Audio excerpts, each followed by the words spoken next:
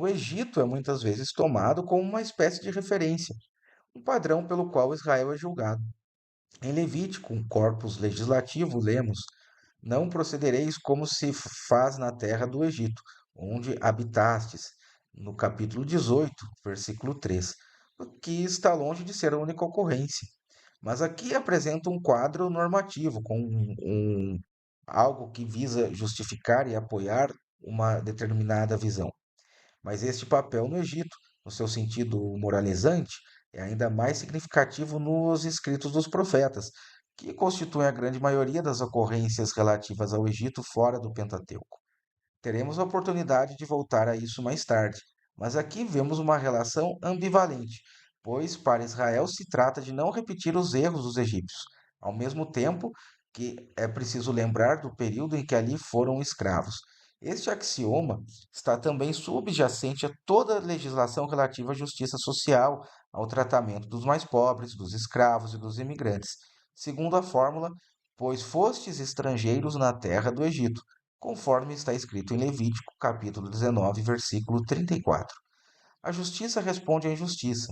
Se muitos elementos, como no ciclo de José, são inteiramente plausíveis e refletem o verdadeiro conhecimento do Egito, essas histórias significam alguma coisa. Na verdade, como observou Levi Strauss, não é o Egito, mas uma visão do Egito, que é apresentada na Bíblia. Os hebreus criaram ali, como vemos, seu histórico bilhete de identidade. Este também é o título de glória que se repete com mais frequência. Eu sou o Senhor teu Deus que te tirou da terra do Egito. Levítico 19, 36. É por todas estas razões, esta proximidade, ao mesmo tempo histórica, geográfica e simbólica com o Egito, que o povo hebreu não aparece como um povo que estimava os egípcios em relação à dedicação a Deus. Destaca-se no comportamento dos egípcios que esta falta de menção não significa que eles eram menos importantes. Além disso, as ligações políticas e estratégicas entre os reinos judaicos e o reino do Egito eram numerosas. E quando os profetas denunciavam o desejo de uma aliança estratégica com o Egito, não o faziam por razões moralistas, mas por pragmatismo político. A imagem numa cana quebrada, na qual seria perigoso confiar. E faziam isso com uma leitura teológica. Quando Deus deu poder aos assírios ou à Babilônia, levantar-se contra esta decisão seria um ato de rebelião, conforme narra o livro de Jeremias. Assim, a questão egípcia é tão complexa quanto apaixonante, pois tem sido sobrecarregada de sentimentos, expectativas ou esforços de desestruturação.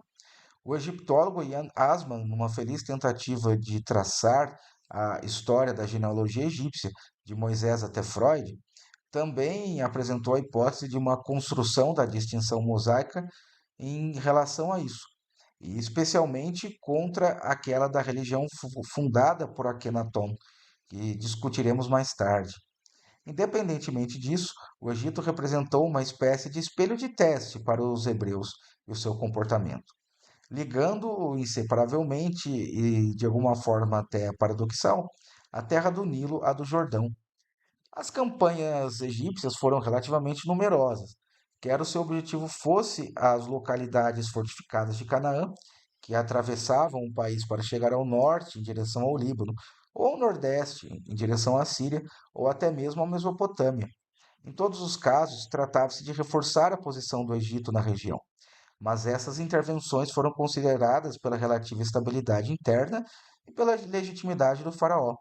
Especificamos que estes objetivos externos, além das perspectivas econômicas, consistiam em afastar o tanto quanto possível as fronteiras protegidas do Egito. Mas vamos nos concentrar no reinado de Ramsés II. Possível que certos elementos do êxodo bíblico tenham ocorrido durante o seu reinado e ele tenha marcado, em todo caso, a história da região. O reinado de Ramsés II foi longo e prestigioso. Ele conseguiu se estabelecer tanto dentro quanto fora.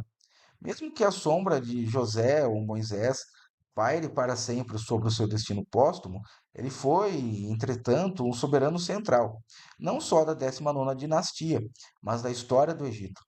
A dinastia de Ramsés não era de sangue real. pois ele era filho de um oficial poderoso, que se tornou Ramsés I e gerou Sete I.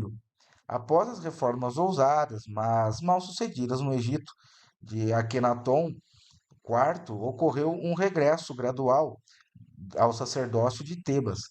É também tempo em que esta região intermédia da Palestina, tão geralmente hostil ao faraó, foi novamente alinhada ao Egito.